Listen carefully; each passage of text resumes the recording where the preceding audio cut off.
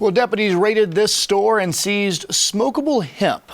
Tonight, the business owner has no idea if he'll get his merchandise back. That's because the Attorney General says the hemp flower is illegal contraband.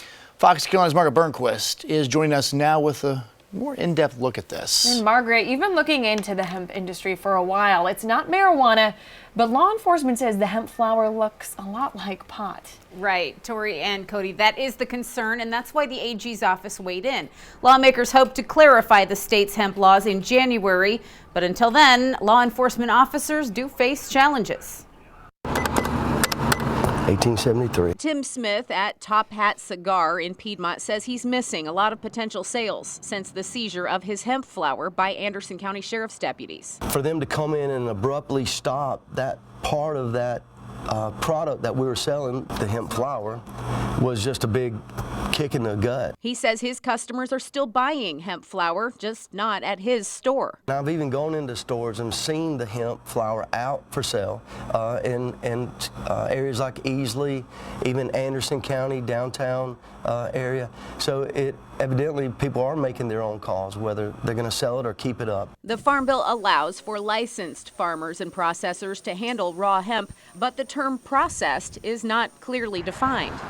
At the Anderson County Sheriff's Office, Michael Miller, the Director of Forensic Services, says he doesn't know the status of Smith's seized hemp flower. It's an illegal contraband that has been seized and should be subject to further testing. That testing happens in Columbia at the State Law Enforcement Division's lab, which is backlogged with samples. The biggest issue we have is going to be funding for testing and the responsible authority for regulation. Miller says legislators need to work out the necessary funding and clarify the laws so officers can enforce the law and store owners like Tim Smith can continue to run a clean business. A lot of the gray area is around simple terms or definitions, and if we have a clearer definition from our General Assembly for some of these legal ramifications, it will make everybody's life easier.